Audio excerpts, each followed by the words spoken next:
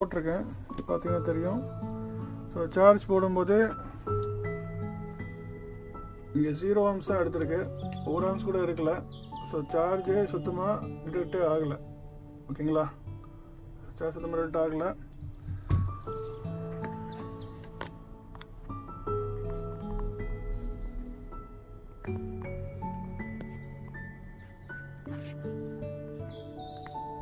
Okay, so அது ஃபர்தராக back cover open பண்ணி என்ன ஒர்க் பண்ணியிருக்காங்க, என்ன கண்டிஷனில் இருக்குது அப்படின்றத ஃபர்தராக செக் பண்ணலாம்.